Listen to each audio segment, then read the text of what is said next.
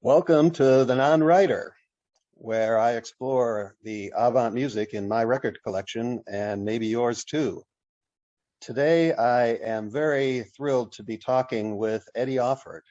Most of you probably know Eddy from his work with the bands Yes and Emerson, Lake and Palmer. And we're going to talk a little bit about that, but we're really going to get into Eddy's work prior to that and after that, and especially the work that he did with the manager and producer Giorgio Gomelsky. Hi, Eddy. How are you doing? I'm good, Rick. Good to be talking with you. Yeah, it's great. This is an important part of the story of Giorgio that I want to tell here because it covers a substantial part of his career and yours, of course. But before we get into that, last time we had a little conversation before, and you mentioned that in this year, 2022, it is the 50th anniversary of one of the most amazing albums ever made, called "Close to the Edge" by Yes, and you had a big role in creating that album. And when that album was made 50 years ago, did you have any idea what kind of impact it would have 50 years later? Not a clue, Rick. I had no idea whatsoever. I didn't really make records to think, oh, this is going to be a smash hit, but right. I just did what was artistically satisfying to me. And I really enjoyed working with the Yes on Close to the Edge. It was a very challenging project. And I guess the first album, the Yes album, I was surprised that did so well. I mean, who knew? But it did. Was that your first album with them? Yeah, it was the first record I had ever produced. Before then, I'd always been just an engineer. Right. So on Close to the Edge, you actually, I believe, you get a producer credit. Yes, so from the Yes album onwards, I was engineer and producer. Right, and I remember on Close to the Edge, they even included your picture on the cover of that one. They sure did. So you were practically a member of the band at that point. Yes, I did kind of, especially when I started touring with them. I did become like a sixth member of the band. We traveled on tour together. We had our own private jet we traveled on together. And yeah, I was like a sixth member of the band. Right. So today, people look back at Close to the Edge, and many people consider it the finest album of the classic prog rock period of the 1970s. What do you think? How do you think Close to the Edge fits into the bigger picture of rock history?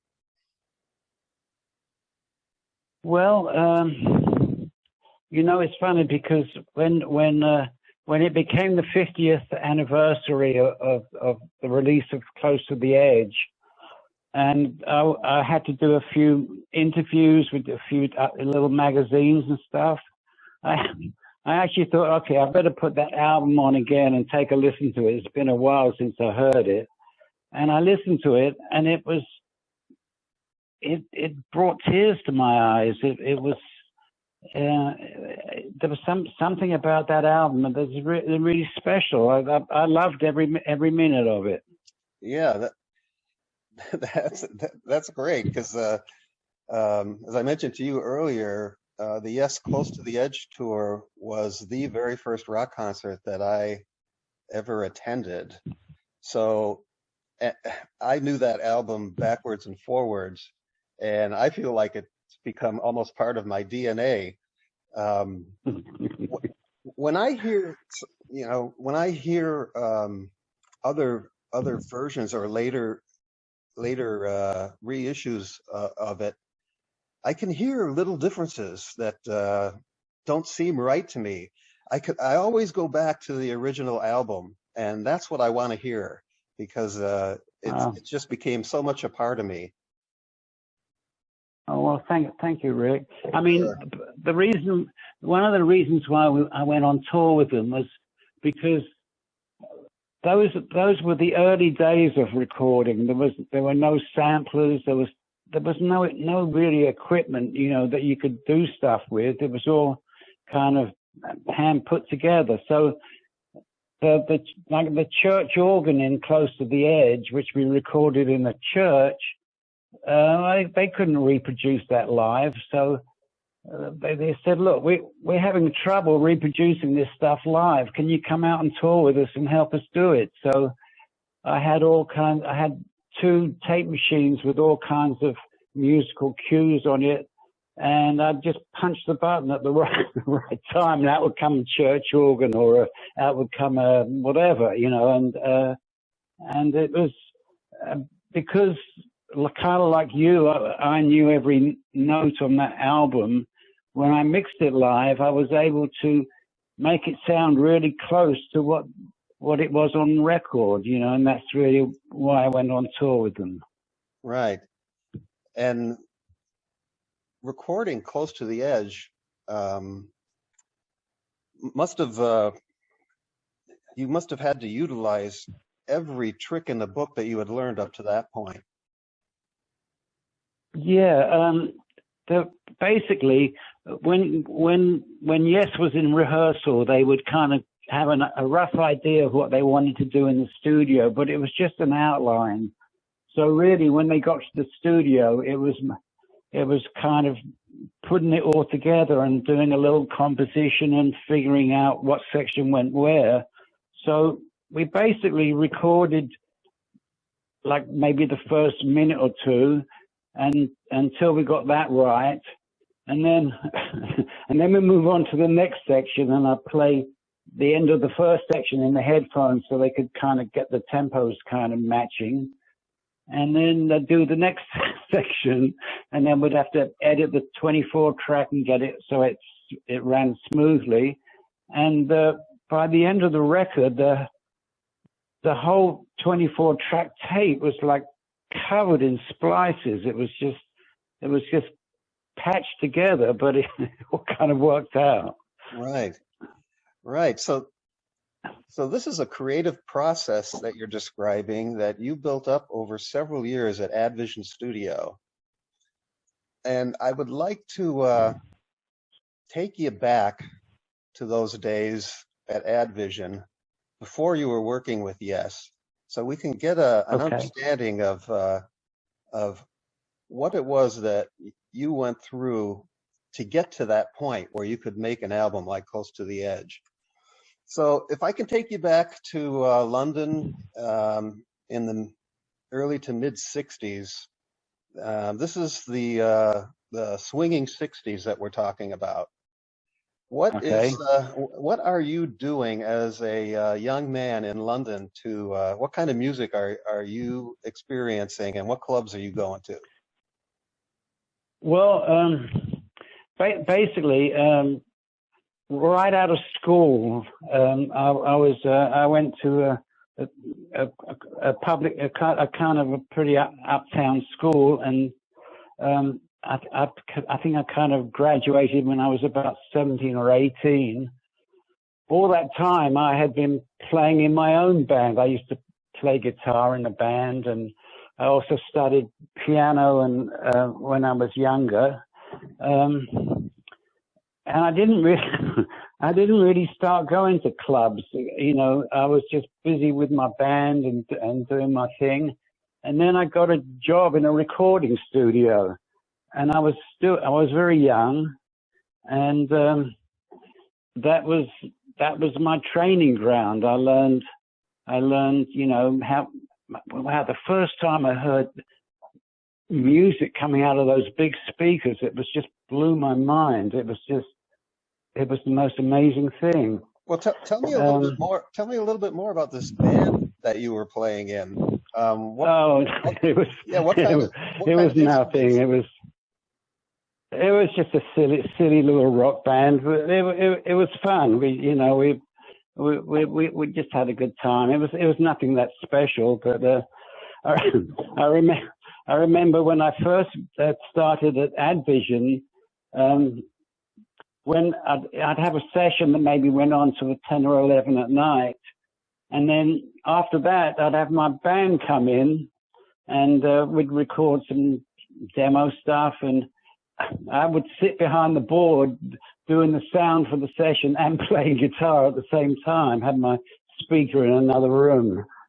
But, well, that must have been fantastic for you. You and your bandmates had access to a professional studio. Yes, that's right. We were very lucky. We almost got signed, but not quite. So, and you know, that was the end of that. So you got to tell us, do these recordings still exist? I don't have them. Sorry. Well, you'll be surprised. One day they'll show up on YouTube. Everything does. Oh, okay. But yeah. you said you brought your bandmates into Advision and you started this job at Advision. How did you end up getting a job at Advision? Well, I just actually my pet. I told you I was a sailor. Well, my father was also a sailor, and he used to take his boat to the south of France and do a little sailing in the Mediterranean, and he left me money to travel down there and join him. Of course, I spent the money, and then I thought, well, I better get a job. And I'm looking through the paper, like for maybe a petrol pump attendant or some kind of menial job. And I saw this ad, trainee sound engineer.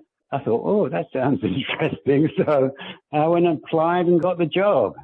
Wow. What a twist of fate there. Well, to be honest with you, everything in my life has been a simple twist of fate. Really? Yes. I mean, for instance, if you want to talk about Giorgio for a second. Sure. I actually credit Giorgio for launching my career. I mean, really? If it hadn't been for, oh, absolutely. So when I'm working at Advision, I'm just like just an assistant engineer, and I was a low man on the totem pole. The other engineers, they would give me all the stuff that they weren't interested in doing, just maybe jingles or stupid things. And then one day, a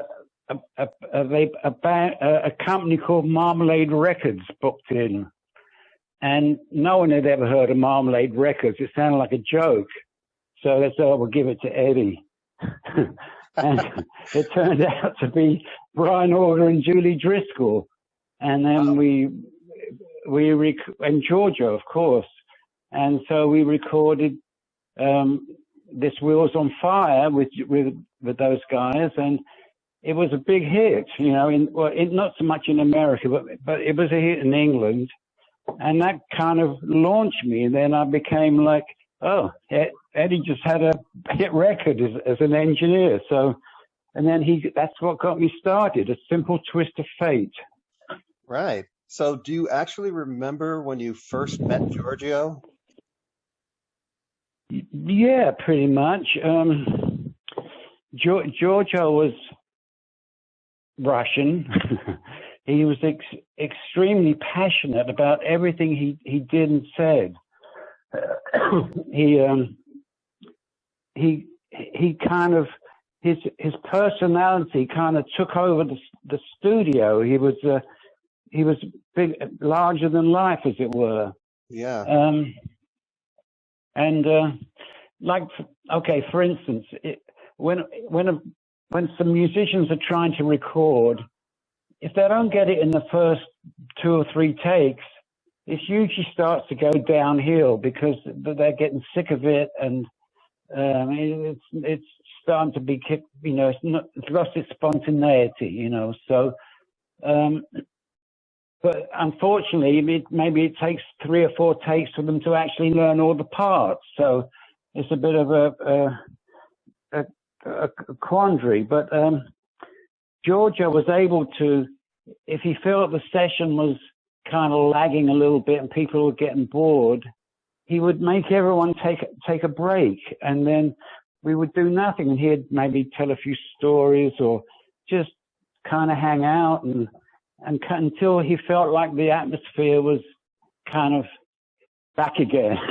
And right. then we'd go in and do the take, and usually we got it then, you know. So he wasn't so much an amazing arranger, or he didn't really know a lot about sound per se, but he was so passionate about everything he did and spoke about that I think he inspired people.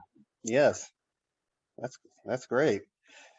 So at this point at AdVision, when you meet Giorgio and you record with Brian Auger and Julie Driscoll, you've been there then for a little while, because you've graduated to actual engineering position.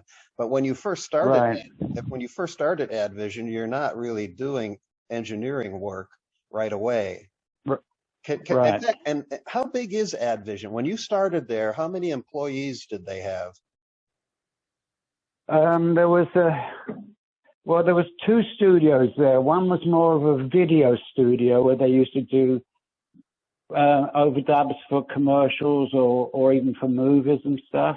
And then there was the music studio, but which was there was only two other engineers other than me. That was Roger Cameron and Gerald Chevin, and there was a guy that used to cut vinyl stuff here in a cutting room, and that was about it, really. There wasn't that many people there.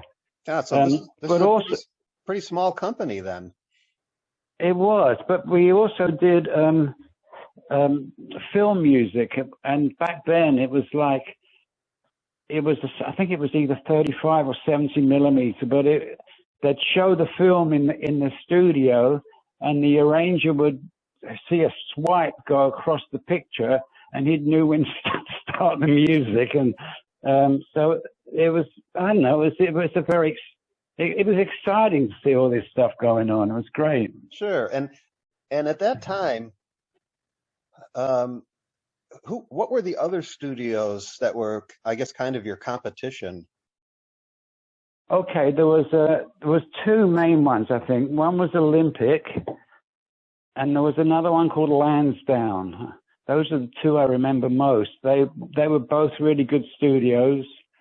I can't think of anyone else. I mean, you know, the Abbey Road, that was all affiliated with EMI, so it was a record company studio. There weren't that many independent studios at that time. So how did AdVision compare to, say, Olympic as far as size? I think Olympic had a bigger room. Equipment-wise, it was, I guess, on a par. I don't know. I never spent much time at Olympic, so I don't really remember it that well. Sure. I think Giorgio also did a fair number of recordings at Olympic as well. Right.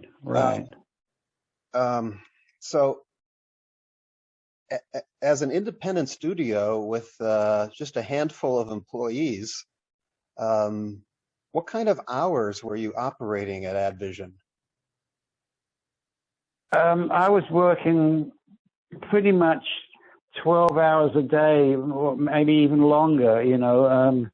I mean, you couldn't keep me out of the studio. I was there all the time. I'd wake up, drive to the studio, work all day and all night, come back and get a little bit of sleep, and then back again the next day, you know.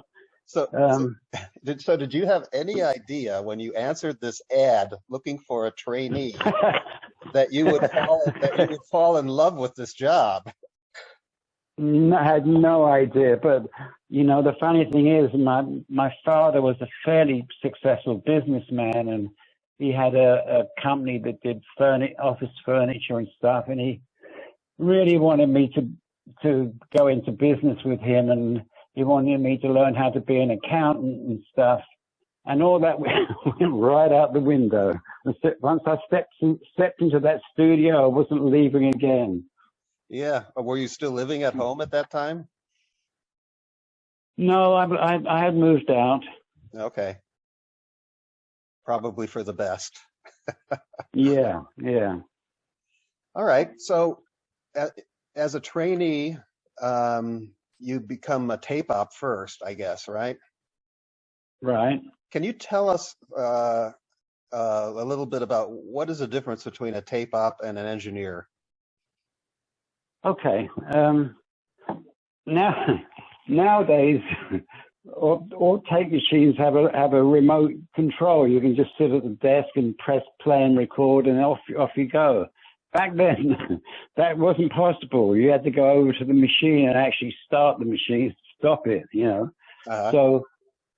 So you were basically operating the multi-track tape machine, and then on top of that, you were setting up the studio, just kind of, you know, being like an assistant, you know, anything that was needed, I'd find out how, you know, and do it, you know. But it wasn't a very glamorous position, but you know, I just by watching other people, I learned a lot. Sure. So it's basically you as tape op and an engineer in the control room of the studio, right? Yeah. And you're taking direction from the engineer? Yes. Okay. And the engineer is also giving directions to the musicians in the live room, right? Yeah, not so much direction, because an engineer doesn't really give musicians direction, except, okay, we're running, that's about it. But the direction is always from the producer. Okay.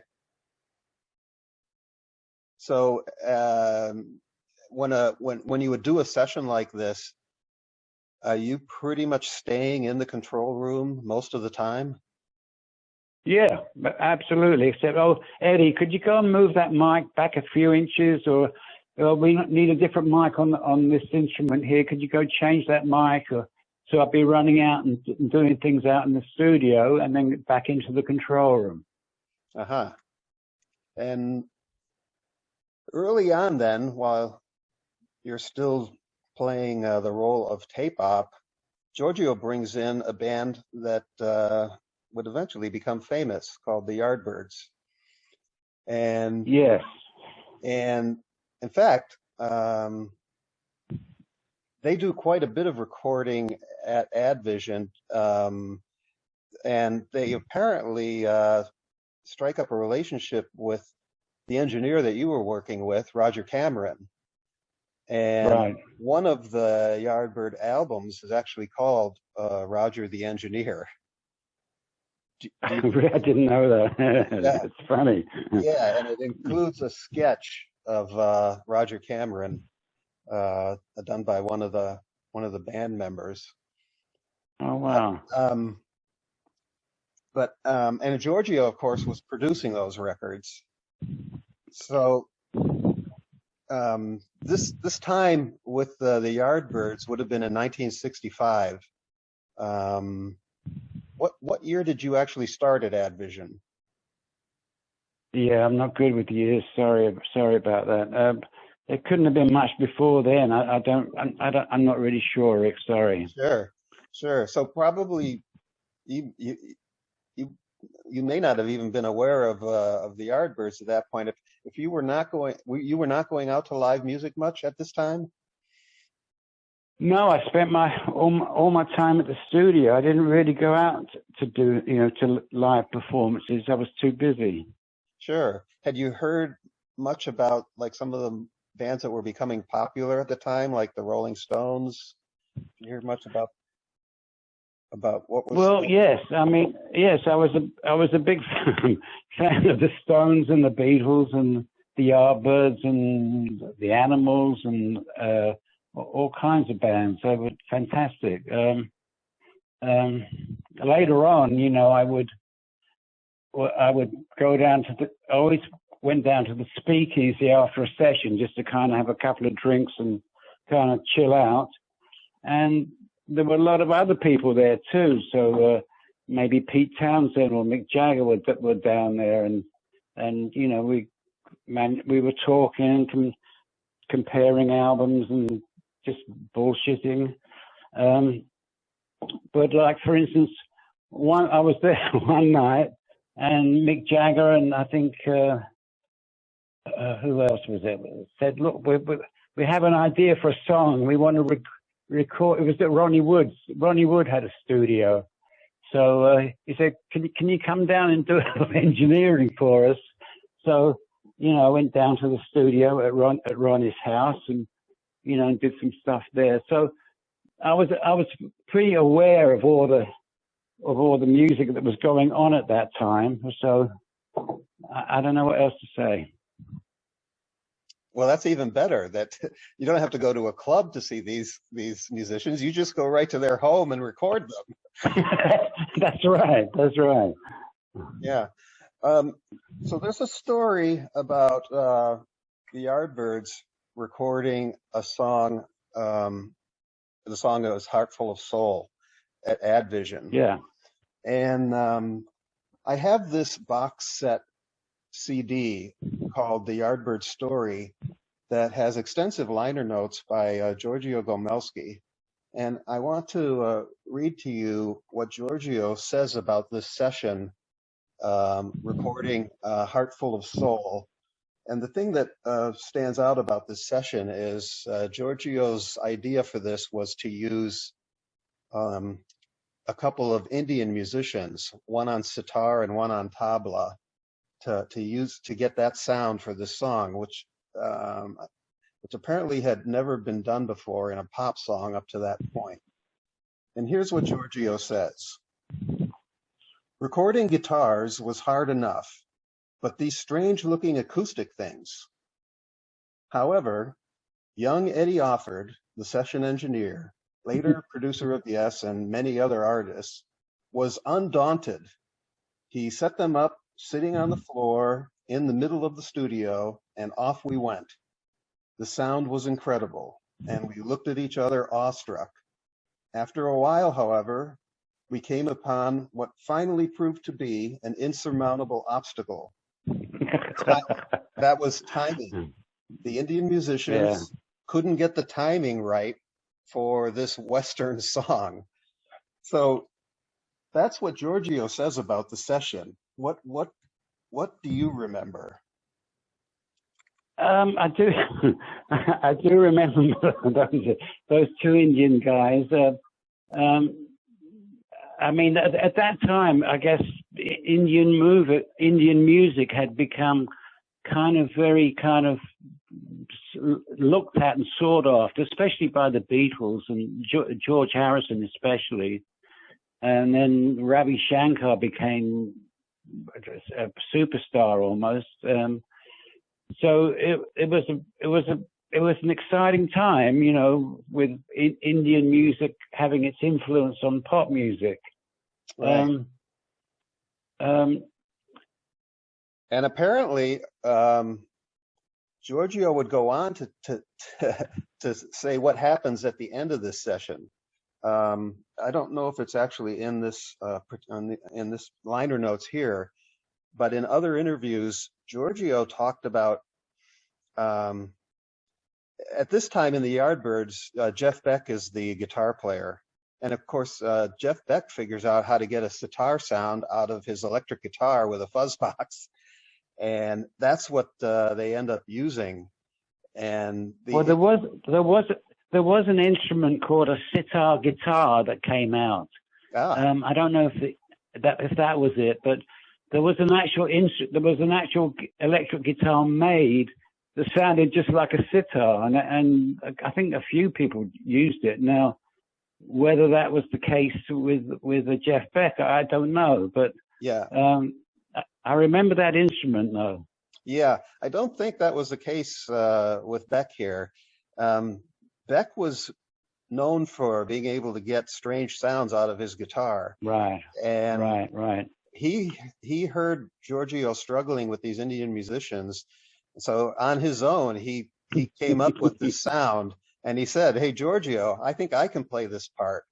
And they liked that sound even better. And so they went with that, and the Indian musicians didn't end up on the release.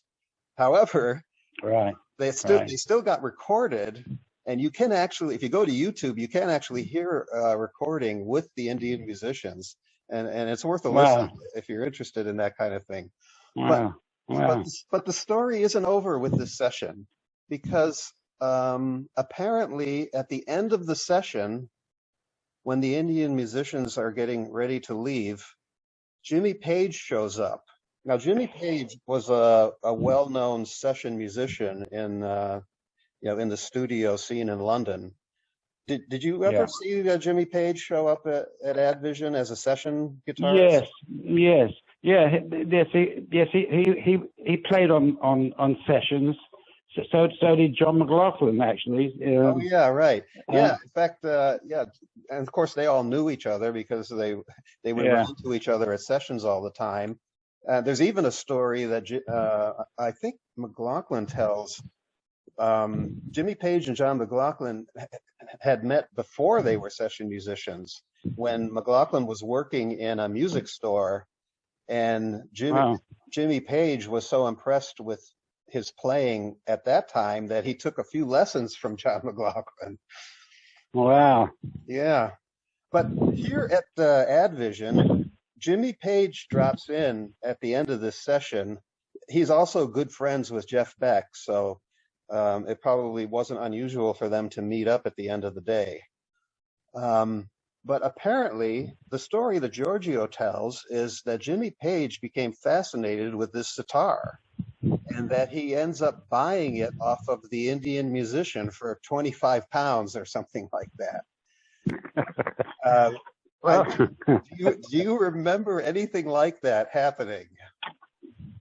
No, I've heard that rumor before, and it, it could well be true. I mean, it sounds like it's true, because if you're a guitarist and you actually see that goddamn sitar, which is the most amazing looking instrument, you got to be really interested in, oh my God, how do you play this thing?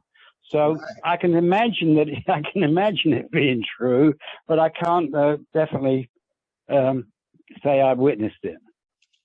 Well, the story that Giorgio tells from there is that sometime after this, Jimmy Page shows the sitar when he's at another session. He shows the sitar to another session player. I think his name is Big Jim Sullivan. Does that name ring a bell? But a little bit, vaguely, yeah. Apparently, Big Jim Sullivan, if I have the name right, he was like at the top of the heap of session guitarists at the time. He was the king. And and he ends up showing the sitar to George Harrison. And 5 months later, right? And then 5 months later, according to this story, George Harrison writes Norwegian Wood with a real sitar. I see. And the rest is rock history, as they say. I see. So it all started with the Yardbirds, huh? Well, that's the story. And so far, I haven't been able to get confirmation of this story. And I think I'm gonna have to talk to Jimmy Page about this. Well, I think it's a good story. I think you should stick with it, Rick. I like the story. That's great. Yeah, that's a good idea.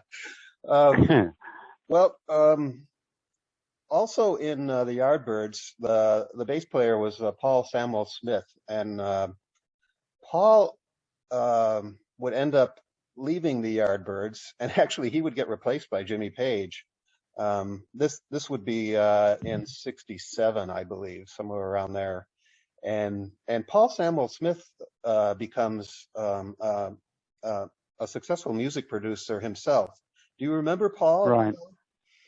Yes, I'm sure we were, we were in the studio at the same time. Don't remember him that well, but he did become quite a well-known record producer, that's for sure. Right. And then Jimmy Page, he and Beck are in the Yardbirds together for a brief period of time. I don't suppose you ever saw Jimmy Page and Jeff Beck playing together. Sorry, I don't think so, but I can't remember that well. Sorry. Their time together wasn't that long. Jeff Beck would leave the Yardbirds too, and then Jimmy Page was kind of he took the band through its final days, and the Yardbirds would come to an end in late '68, I believe. And then, of course, Okay. Jimmy Page ends up turning the Yardbirds into Led Zeppelin. I guess at that time, the music was going through kind of a fairly big transition. Yeah. Before then, an artist, maybe a singer or whoever it was, they didn't have bands really. I mean, they just had session musicians and then arrangers and stuff that would put their music together, and then they'd sing on the top of it, But then, when bands actually became something to consider, bands started coming out of the woodwork, and session musicians didn't have quite the impact that they used to have, and so I guess all these session musicians figured out, well, hey, why don't we put a band together, or let's do, I don't know. I think it all kind of changed at that point. Sure. So by '68, you've been at Advision for about 3 years, and you're starting to learn the engineering part of the job, and you must be seeing a lot of changes happening, not only to the amplification of the sound, but to the recording equipment that you need to record that. Can you talk a little bit about what those changes were like for you? Yeah, I mean, when I first started, all we had was 4 tracks. We had a 4-track tape machine. That was it. So you had to put the whole band on pretty much on 1 or 2 tracks, and then you had 2 left to do all the vocals and everything else. And then later on, it became 8 tracks, and then it was 16, and then it was 24. And when 24 tracks came, it's like, oh my Lord, we've got all these tracks, we can do anything. So that changed a lot.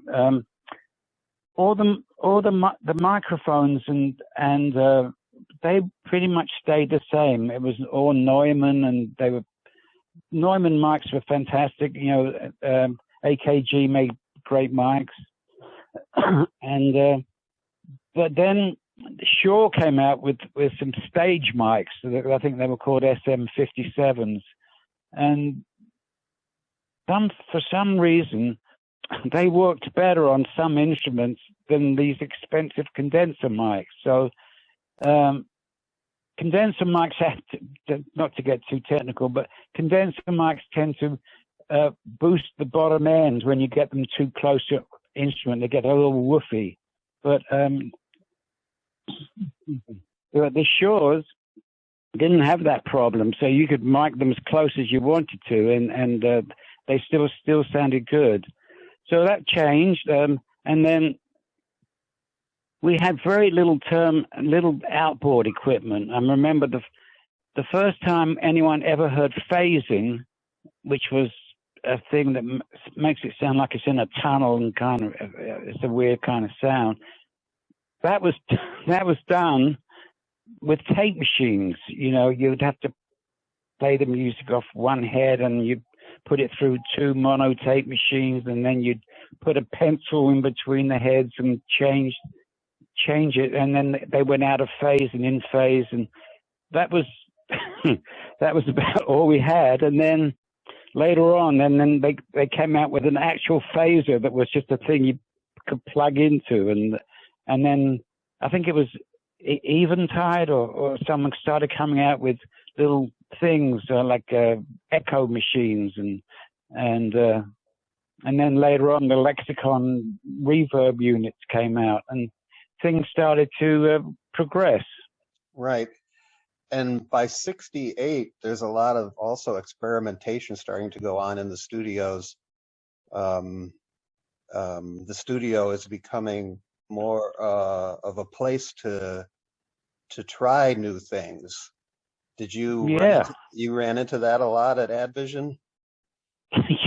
Yeah, I mean, for instance, I was working with one band, I think it was Head, Hands and Feet, I think, and so the guy says to me, look, when it fades out, we want it to sound like it's going inside a bottle.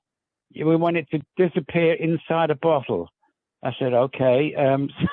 So we played the end of the song through the studio speakers, and then someone would take a bottle and there'd be a mic facing at the speakers, and he'd gradually put the bottle over the microphone, and the sound disappeared inside the bottle. It was quite amazing. But we were always trying. We were always trying new things. You know, I remember on a lot of times we'd try putting instruments or vocals through a Leslie speaker to give it some kind of special effect. And I remember one time I was working with Steve Howe on a track from Yes, and we wanted like a strange kind of sound. So I don't know if you know what a Doppler effect is. A Doppler effect is when let's say a train goes past, as it's coming towards you, it has a certain pitch to it, and then when it passes you, the pitch goes down. There's this, right. That's called the Doppler effect. So what I did was I had one mic on his guitar, and I had my assistant take another mic on about a 15-foot length of mic cord, and he'd swing it around the studio. And every time it came near the amplifier, it would be slightly sharp, make it slightly sharper. And then as it passed the amplifier, it would go slightly flatter, kind of giving it some kind of weird effect. We tried anything. We would try anything to get something different. Sure. Yeah, that sounds like you had a lot of fun doing it too. Yeah, it was fun. It absolutely was. So you already talked a little bit about one of the first sessions that you did as an engineer, and giving Giorgio credit for launching your career with Brian Auger and Julie Driscoll. I believe that must have been around 68 or so. And and yeah, this was when Giorgio was doing his Marmalade record label, which he got backing from Polydor Records to do that. So Polydor was funding Marmalade, and Giorgio was had some money to spend on on making recordings. Although he was still, I guess he didn't have a lot of money, because the stories I've heard is that many of these Marmalade sessions were done late at night to get a lower rate, I guess. Do you know anything about that? Well, you know, it's possibly. I mean, when you're doing a session and let's say it finishes at 2 or 3 in the morning, I mean, but maybe you spent a couple of hours just fooling around doing nothing, you know. So as an engineer, you were able to say, well, actually the session kind of finished at 11, you know. So there was a few hours there that were kind of maybe not spoken for, but that's a little bit uncool, but you know, I guess it happens. So right. Well, one of these sessions, or an attempt to do sessions a little cheaper, was when Giorgio brought in John Mclaughlin, John to record his very first solo album, Extrapolation. This would be now in the exact date of this is 18th of January 1969. And John puts a band together. He has a bunch of compositions he wants to do, and he puts a band together. And this is before McLaughlin would work with Miles Davis. In fact, it's like right before. And you were the engineer on this session. Do you remember working with John? Yeah, I mean, if I remember, he came into the studio pretty well rehearsed, knowing pretty much what he wanted to do. And I remember, for some reason, I remember the bass sound. I was really happy with the bass sound I got on that. I forget his name. Was it Brian Hodges or something? I forget. Yeah, you're right. You're right. The bass sound is really good on that album. But anyway, so I think we probably recorded the whole album in like a couple of days or something, if I remember. It was just instrumental. And I know it must have been cheap to make. And the music that he was doing at that time was pretty new sounding. Do you remember what impression it made on you then? Well, yes. I mean, it was kind of my first foray into kind of progressive jazz. I guess that's what you might call it, or I don't know what kind of music you call it, but it was. I wouldn't call it fusion at all. It was, but yeah, I think you're right. Progressive jazz is probably good. Or a little avant-garde stuff, but yeah, it was very beautiful, and I loved working with John. It was fun. Yeah, I don't know if you knew this, but almost right after these sessions, John would go to America to work with Tony Williams. And Tony Williams, of course, introduces him to Miles Davis. Miles had heard about John, and Miles right away invites him to the sessions that would become In a Silent Way. And again, as we say, the rest is history. So, well, I mean, I guess, Giorgio, should take the credit for that, because if it wasn't for Giorgio, maybe it wouldn't have happened, because that album that we did, maybe was his introduction, and so we can say that Giorgio not only launched my career, but maybe John's too. Yeah, well, and the list goes on. When you talk about Giorgio launching careers, John Mclaughlin in 1969 was unknown, and in just a couple of years he would become very well known, not necessarily for his work with Miles Davis, but of course for Mahavishnu Orchestra, which became huge, and of course when Marmalade released Extrapolation, it didn't do very well because John Mclaughlin was not very well known and the music was a little bit challenging. And that's the kind of stuff Giorgio liked, though. Yes. Giorgio had a phrase that I've read that doesn't really. He must have come up with this. He spoke multiple languages, and I'm sure he came up with this phrase in another language. The music that he was, whenever he tried to describe the music to people, he would say, this is music for the not soft-brained. That's true. Yeah. So I guess in a way he's saying this is music for people who like to think about their music, or who take music seriously or whatever. But for the not soft-brained, that's really stuck with me. What he certainly wasn't into kind of regular pop music kind of format, kind of pop music. He was always searching for something different and challenging, and I mean that's the way Giorgio was. Right. And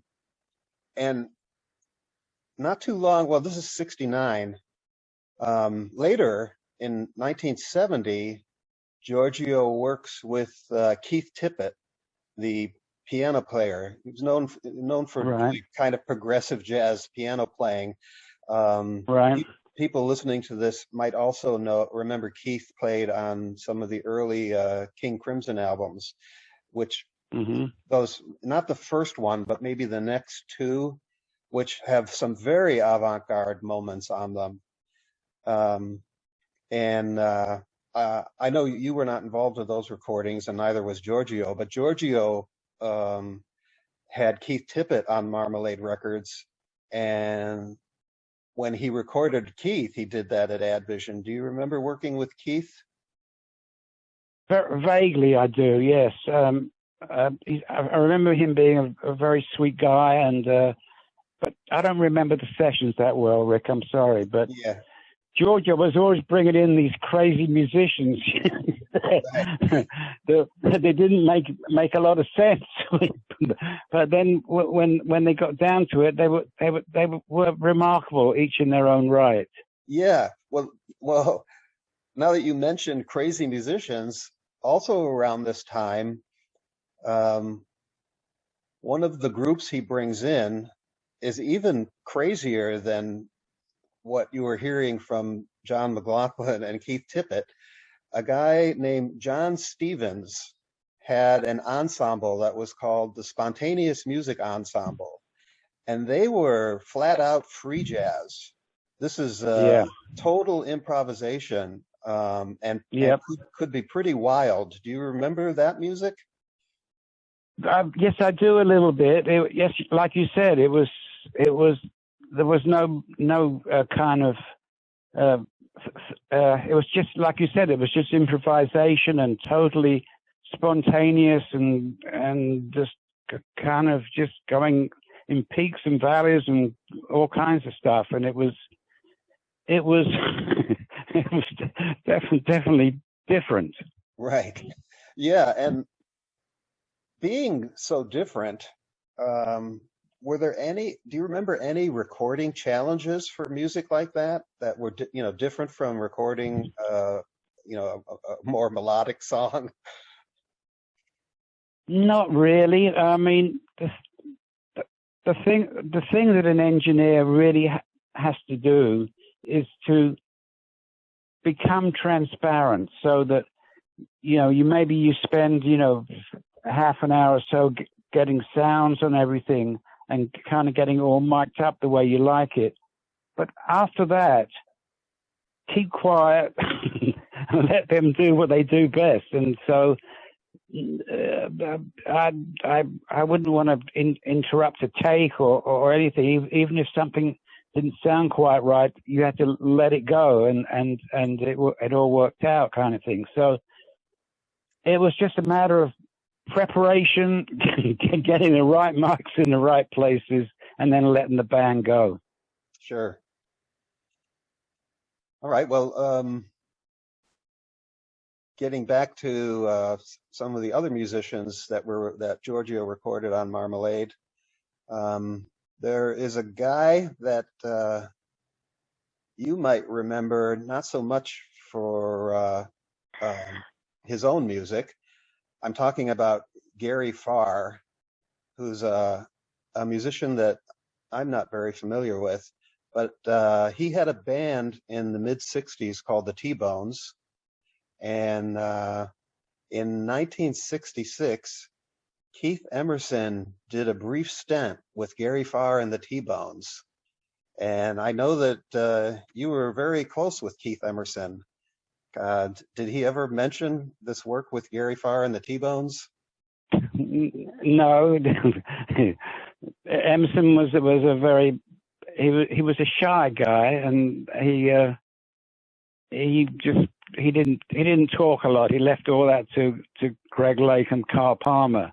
But he didn't mention it. But he's got to be the Keith Emerson was probably the best keyboard player I've ever worked with. Unbelievable. Right. The only reason I know about Gary Farr and the T-Bones with Keith Emerson is because a clip has survived that anyone can view on YouTube, and Yeah. it's if you like Keith Emerson, you've got to go look up this clip. I think it's an amazing clip, and Keith's playing on that is fantastic as always. It's phenomenal. I mean, his improvisation is just to die for. I mean, just really, really great. And the band, and it's quite a different band than what you're used to seeing Keith play in. Would you call it boogie woogie, maybe? Yeah, blues orientated. Yeah. Yeah, absolutely. I think it was done for French television. The whole ambience of the video is fantastic with the crowd there, and there's these young women behind Keith, really close to him, kind of rocking out while he's playing. Yeah. I mean, Keith could play anything. He was very classically trained. He could play. He could read music. I mean, he was just fantastic. But his improvisation, I think, was really incredible. Right. So the Marmalade label ends up going bankrupt around 1970, I believe.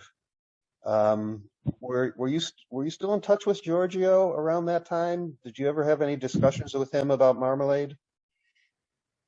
Well, I guess the problem is that Giorgio was so enthusiastic about jazz, and he a lot of the music that he liked just wasn't commercial, you know, and so he would do albums that he adored, but then, you know, it probably wouldn't do much, you know, financially, you know. So I guess he did kind of go bankrupt, which was unfortunate, but there it is. Right. And also at around this time is when you start doing your work with the band Yes. Okay. And when the first thing that you did with Yes was called the Yes album, and well, actually, this is at a time in their career when they really needed to have some success. Actually, I did an album before that. It was called, I think it was called Time and a Word. Oh yes, and right. I was just the engineer. I was the band came in. I was the engineer, and I wasn't the producer or anything. And the album did nothing. And I think what label were they on? I forget. Was it Atlantic or Polydor? I can't remember. I think it was Atlantic, and I think that they were in danger of getting dropped. Yes, they were. So when we finished Time and a Word, the band said I had really bonded with the band during that album, and they said to me, "Look, we don't need a producer, you know. Why don't we produce it together? It'll be Eddy and Yes producing." I said, "Sure, let's give it a shot," you know. So Atlantic Records, I think, got on board with that, and then we did the Yes album, and finally they got a hit. So another simple twist of fate. The first thing I ever produced was a hit. You know, right. It's just pretty amazing. So why would you say you really bonded with the members of Yes? But you'd never, like you said, you never really produced anything before. Can you tell me a little bit more about that bonding that would give them such confidence in you as a producer? Well, I always looked at things from the artist's point of view. I always felt like an artist would come into maybe a big studio, and they'd be out in the studio, almost like in a goldfish bowl. And, you know, the producer would say, "Oh, that was pretty good, but let's try one more." And then, you know, the band would look around and what do we do now? I always had a kind of, I felt bad for them, you know, so that when Yes came along, I made it my priority to kind of really make sure that the band was comfortable, that they were getting what they wanted, that their ideas were used, and not some producer telling them, oh, you can't do that, you can't do this, or whatever. So I made it my priority to make sure these guys really developed what they were hearing in their own heads. I guess that's the way to put it. So, I mean, and sometimes, you know, there would be different members of the band. There'd be these long discussions. One member would say, I want to do it this way, and the other guy would say, I think it should be this way. And so finally I got to the point where I said, look, we can talk about this all day and all night, and it's going to cost a fortune in studio time. Why don't we try it this way and that way and see which one we like best? Oh, okay, let's do that. I kind of was able to kind of get them to kind of, you know, work together and kind of, you know, not argue so much, I guess. Right. So I was going to ask you now, at this point in your career, you're now a producer as well as an engineer, and you've been watching other producers for a while, and you just mentioned this here that you kind of learned what not to do by watching some of these other producers. Yeah. But what I wanted to ask you, of course, was what kind of an influence did a producer like Giorgio or others have? When I think of Giorgio in the studio, you know, like you said, he wasn't really that technical, didn't really even know maybe that much about sound per se, but he liked to experiment like you did, and he liked to try different things. Would you say that had an influence on you? Yes, I would say so, but I was the same way too. So if Giorgio says this, you know, let's try doing this in the bathroom, I think absolutely, let's try that, you know, or I mean, anything he suggested, I was definitely in to try, you know. Great. Were there any other producers like that you worked with? Not really, no, because a lot, like I said, a lot of producers I didn't have a lot of respect for, because they were just thinking about making a hit record, and oh, this section's too long here, we got to shorten this, and you know, where's the hook? There's no hook in this song, then we got to find a hook, you know. Right. So I didn't really respect that, you know, but there were a few producers that I did respect. I think Tony Visconti was pretty good. Oh yeah. I'm trying to think of who else. I can't remember off the top of my head, but Giorgio was like, he was a ball of energy. He was like he was like a meteor. I don't know what it was, but his vibe was really fantastic, you know, and he'd sit at the console smoking his Gitan cigarettes. He was a chain smoker. And then he'd have a little bit of whiskey, and, you know, and kind of, but he contributed to the atmosphere of the session, and kind of, I guess in the same way as I do, he wanted everyone to kind of, you know, be relaxed, but, and then, you know, be inventive too. Let's try this. Oh, let's try that, you know. Yeah, it's interesting that you use the word vibe. That another music producer that worked with Giorgio told me that he considered Giorgio the vibe master. Yes. I thought that really was that summed it up pretty good.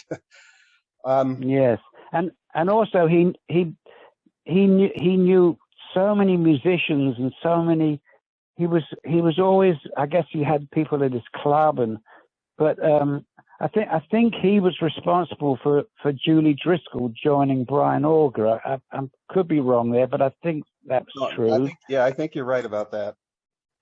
And he knew all kinds of musicians, you know. he even got an Indian tabla and sitar player. I mean, he knew everyone. Yeah. I guess maybe you didn't hear this story that you knew about Giorgio's relationship with Brian Auger, of course, but yeah. Giorgio used Brian Auger to play harpsichord on the Yardbirds' very first hit song, right, "For Your Love," and yes, apparently Brian was quoted as saying, "Who the hell uses a harpsichord in a pop song?" Yeah, well, it's true, but it was a good idea. Yep, Giorgio does. Yeah. So you would go on now, pretty much, you would kind of dedicate your career now to Yes pretty soon after Close to the Edge gets released.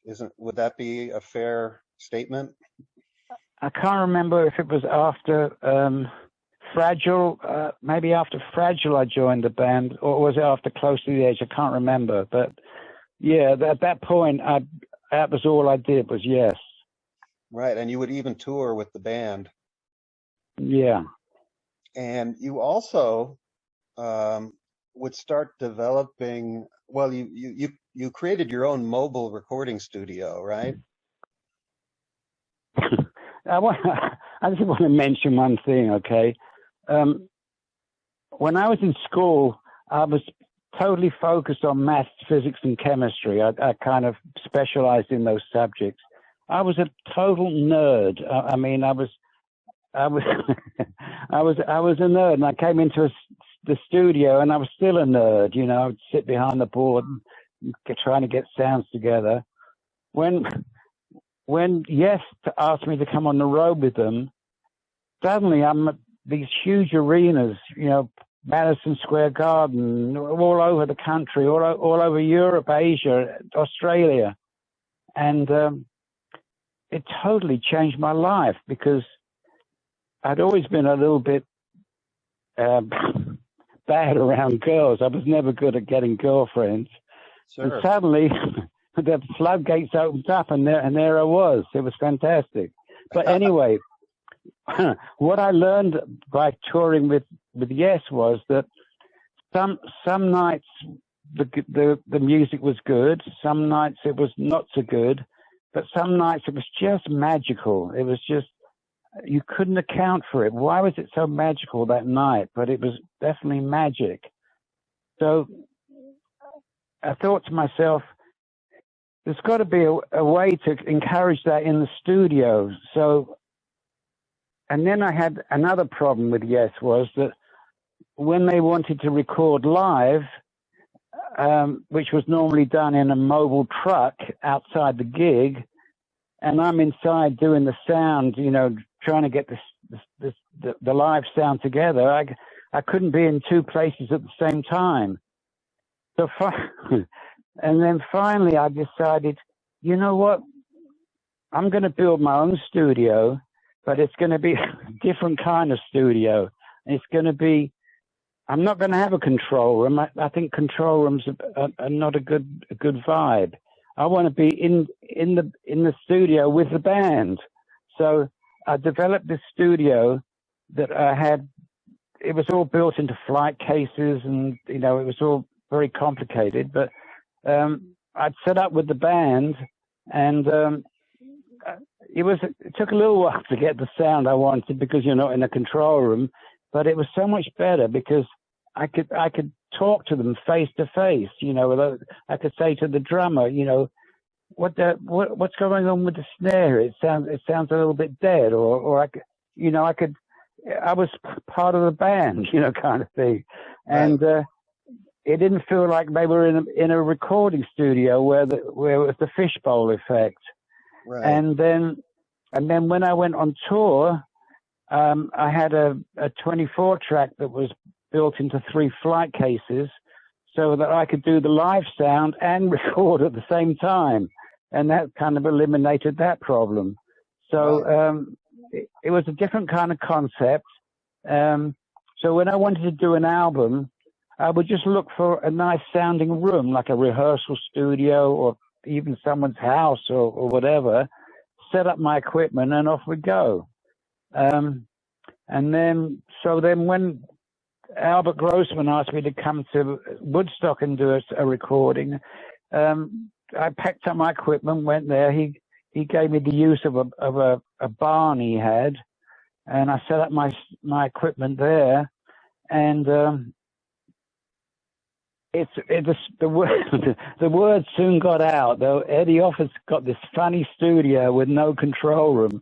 Everyone wanted to come in and try it out. You know, Todd Rundgren, John Sebastian, Paul Butterfield. It was endless, the amount of people that wanted to come and play in my studio. Right. But before you get to Woodstock, you're using this setup also in London.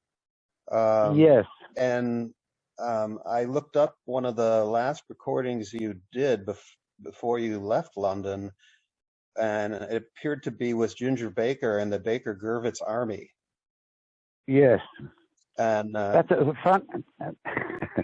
funniest thing is that it took me about almost a year to get all this equipment together the way I wanted it. I had these huge speakers, you know, the massive speakers, and the console was all in flight cases, and as it was being built, you know, I was collecting it into my apartment, which was, I had a beautiful penthouse in the center of London, and then this thing was growing like a monster in my living room. All this recording equipment, and then I guess I got involved with it. Was it Adrian Gurvitz? And he came up and saw this stuff. He said, "Well, that's amazing. When can we start?"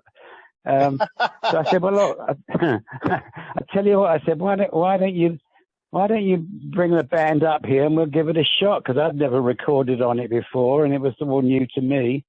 So the Baker Gurvitz Army showed up in my apartment, and we started recording. And a little bit later, the police came around and said, "Look, we can hear you a mile away." There was no sound insulation at all there, and the sound must have gone for miles. But anyway, that's how that started, and then I think we found a rehearsal studio to record them in, if I remember rightly. But anyway, that's. Yeah, go ahead. So that's when it all kind of first kicked off, and then I did a Yes album at Chris Squire's house with this same equipment. Yeah. So you said you got invited to America to do some recording at Woodstock. Who was this that invited you again? Albert Grossman he had his own recording studio, his own label, Bearsville Records. Oh, Bearsville, right? Okay. Yes, and he managed Bob Dylan and the band, and I think he had Todd Rundgren. He had Janis Joplin. He was, to me, he was the closest thing to Giorgio that I had ever met.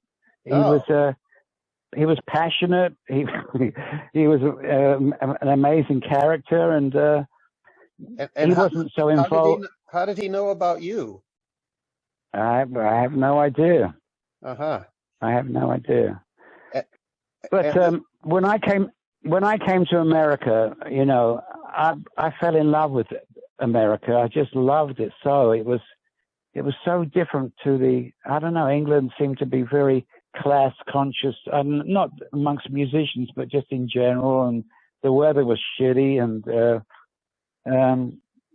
America was wide. This is like 1976 or 7, Probably. and you're going from the heart of London to Woodstock, New York, which couldn't be more different. It was fun. I loved it. I really had a good time. I actually met my wife there. Oh yeah. And did you say I sent you a picture of that structure that you were recording in? That was on Levon Helm. That was at Levon Helm's property, and he had built this yeah, barn there, and I believe you were recording at, and they called it the barn, I think. yeah. Actually, what happened was Levon was trying to put his own band together. I guess the band with Robbie Robertson and all the rest of them was over, and he wanted to put his own band together. And he built this amazing structure just, right in Woodstock. And he said, look, you bring over your equipment and let's record an album. I said, fine. So he got Dr. John in, Paul Butterfield, all kinds of musicians in. It was fun. And then Levon decided to go somewhere else for a couple of years. So he said, well, look, you can just keep using the barn. So I did a few albums there, and it was great. But then a few years later, I left, and I think I moved somewhere else. But eventually, that barn burned down. Somehow it got caught on fire, and it all burned down. So Levon rebuilt it, and I think it was a little different, but that's the story anyway. Yeah, yeah. Well, it's a beautiful looking barn, and Yeah. while you're working there, one of the people that gets in touch with you is Giorgio Gomelsky, and you probably hadn't heard from Giorgio in a while. Yes, he came out of the woodwork and appeared. Yeah, so it was fun to see him. It was hard at that time because, like I said, everyone was recording in my studio, but he had a project he wanted to do, and I think I helped him out with it, and that's all I remember really. Yeah, well, that project turned out to be Bill Laswell's band Right. Material, and Right. as I mentioned to you before, this was part of Gomelsky had just moved to New York in 1978, and he put together this festival, kind of built it around David Allen, and he recognized Bill Laswell as a real talent on bass, and built a backing band for David Allen with Bill Laswell. And Bill Laswell found these young musicians to make this band, which was at first called the Zoo Band. And these are the people that Giorgio brought up to your studio in Woodstock. Right. So Bill Laswell would have been in his mid-20s, I think, at that point. But the band of young men that he brought with him, they were all around 20 or 19 or 20 years. They were very young. Mm-hmm. And it turns out that every one of these young men was playing in a prog rock band before they hooked up with Giorgio and Bill Laswell. And in New York at that time, the music scene was changing. Punk rock had a huge effect, but there was this tight-knit group of artist community in New York that started playing music, and that scene would get the label No Wave, and Brian Eno would discover it and put out an album of no wave music. This is, of course, in reaction to new wave, which was where that new wave, of course, had much more of a pop feel to it, whereas no wave was much more avant-garde. So Giorgio, I like the course, name. It's great. yeah, Giorgio, Yeah, sorry. of course, Giorgio is again going with the avant-garde approach to music. Music Right. for the not music for the not soft-brained. That's right. And Bill Laswell is totally on board with this, being a huge fan of Miles Davis and the post Bitches Brew fusion sound, along with many other sounds. I mean, Bill Laswell turned out to be quite the amalgamator of different genres and sounds, and these young guys, they're all prog fans, and here they are going to work with Eddy Offord.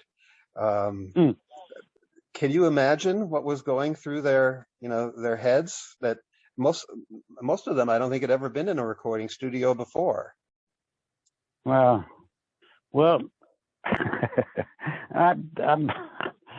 I'm sure they got over the initial shock fairly soon because like I'm pretty easy to get along with. I'm an easygoing kind of guy, and I think I'm sure I made them feel really relaxed. Which is what I always did. I want everyone to have a good time. Right.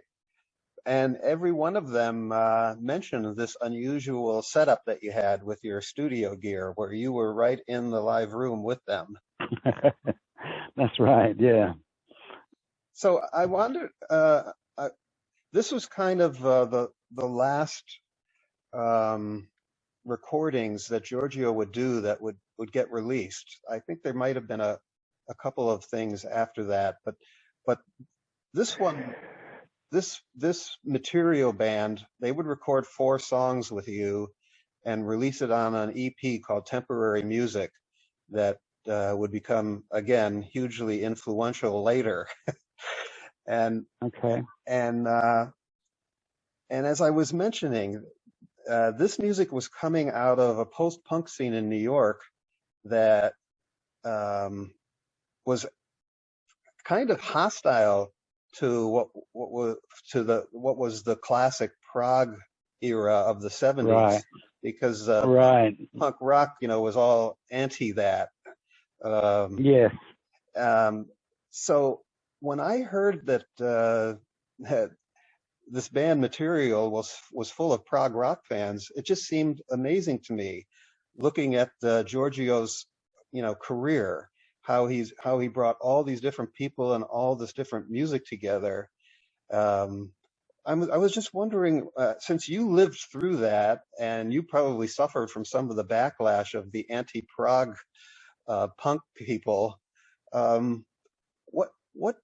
what is your take on this? The arc that that music traveled from from the Yardbirds through progressive music, and now here you are with this Bill Laswell Material band in your studio. What does that all look like to you now, looking back on the history of the music? Well, I think the progressive rock scene eventually kind of disappeared up its own whatever. It all became syrupy, classical, kind of with a bit of a beat to it. It wasn't. It just stopped being that interesting, I guess, is what happened. And Giorgio was always ahead of his time.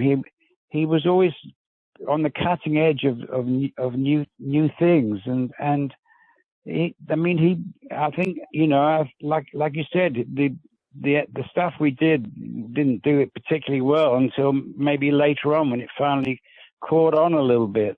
So listen, I don't know what to say. I don't know what to say. That kind of sums it up, because through it all, you had people like Giorgio who kept trying to push the boundaries. And that's right. But you also had fans that ended up in this band material. You know, they were all prog rock fans. Right. But now they're pushing boundaries in a different way. Yeah. But there are definitely elements of their prog roots in what they're doing. And Right. and then of course there are the fans. And you know, there's this group of fans like myself growing up at that time. And you know, we loved the classic prog music of the early 70s. And Right. and then we also loved the energy of the punk rock. And Yes. there was a large number of fans like that who didn't see the problem, you know, with liking different genres of music, and even seeing now the connections between these genres that I think people have kind of denied for a long time. Well, I think people tend to want to pigeonhole themselves into a certain genre of music, whether it's country or whatever. But good music is good music. That's the bottom line. It doesn't matter what genre it is. So if you can take from the good of progressive rock and put in a little punk with it, and almost kind of like Frank Zappa in a way, but it's all, we're all, everyone, if everyone's got their influences, and that's what makes new music, you know. It's taking a little bit from here and a little bit from there. Right. And we can certainly thank people like, even though Giorgio Gomelsky's name isn't that well known, we can certainly thank Giorgio and people like him.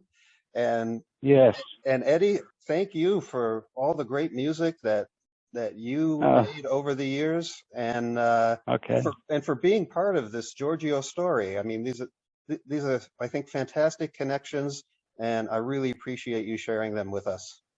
no, you've got it, Rick. No problem. All right, thanks a lot, Eddy. See you later. Okay, bye.